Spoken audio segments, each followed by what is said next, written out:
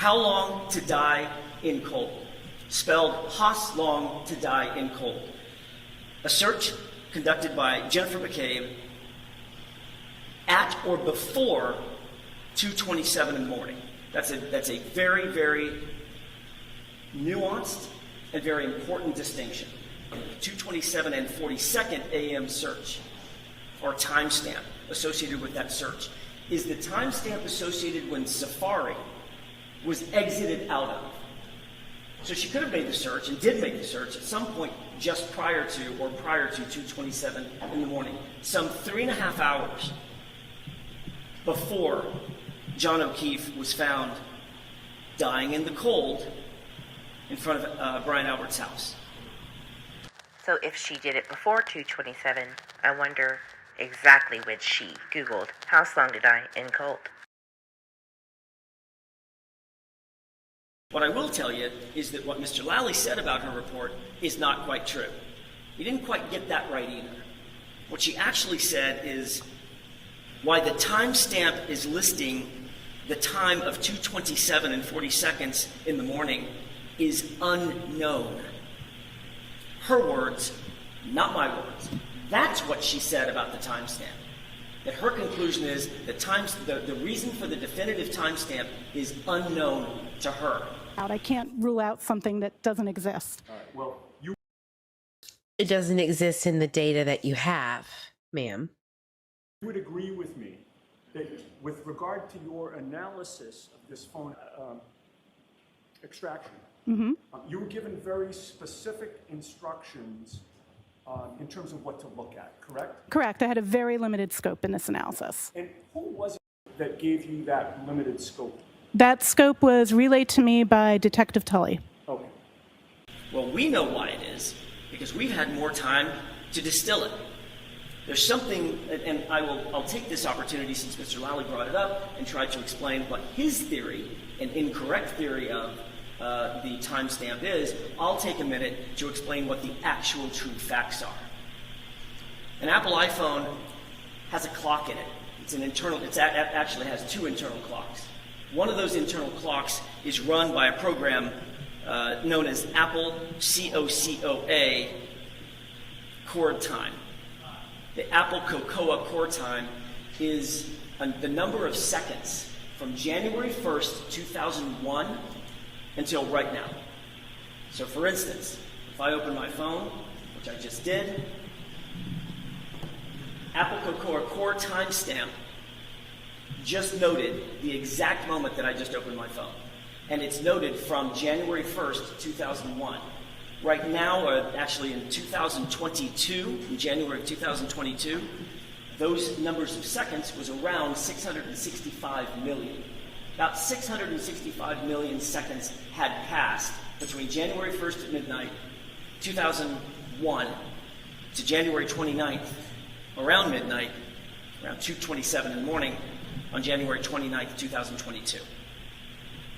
Why is that important?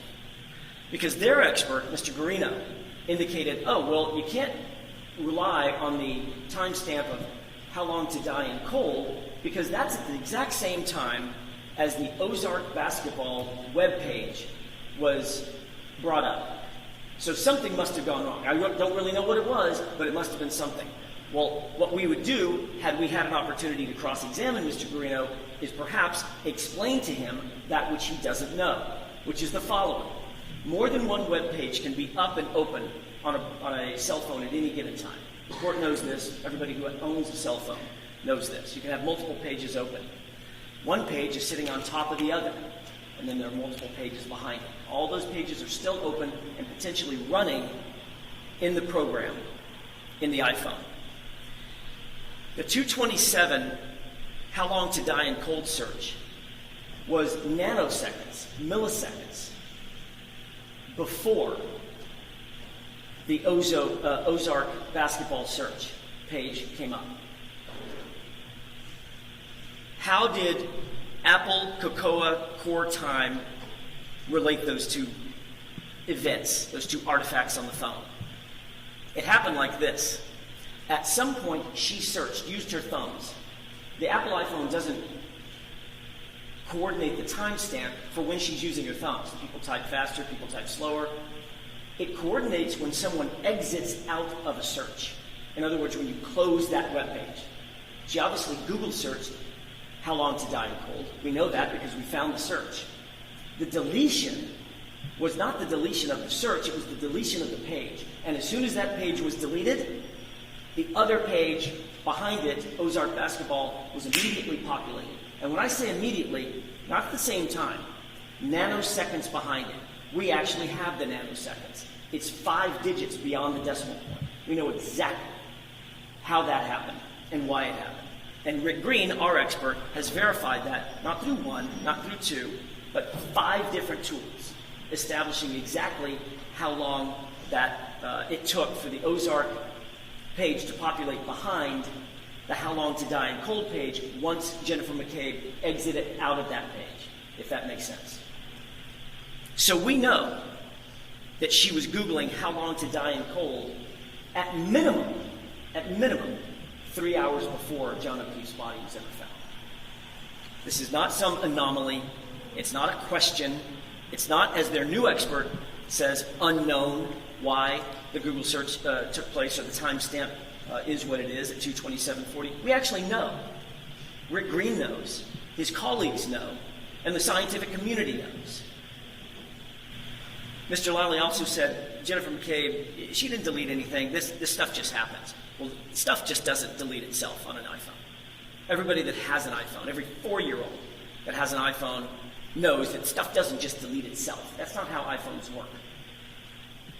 Everything that was deleted was concentrated into a time period. It was concentrated on or around January 29th, 2022, at or around 6 a.m., 7 a.m., 8 a.m., throughout the day on the 29th, and up until she turned that phone in on February 2nd, 4 days later. Those deletions weren't coincidental. They were done by her. 18 separate calls were deleted. There were 7, by the way, and I will address counsel's statements about Brian Albert and his phone in just a second, but it dovetails into what I'm saying right now. In terms of the conversations that counsel talks about, what he said was there was no conversation between Brian Albert and Jenn McCabe on the 28th or the 29th. He's just wrong about that. He's ignoring the facts. There were 7 phone calls. One of them, at 6:24 a.m., was unanswered. The other 6 were all answered. And there were conversations. They were, in some cases, not just seconds, but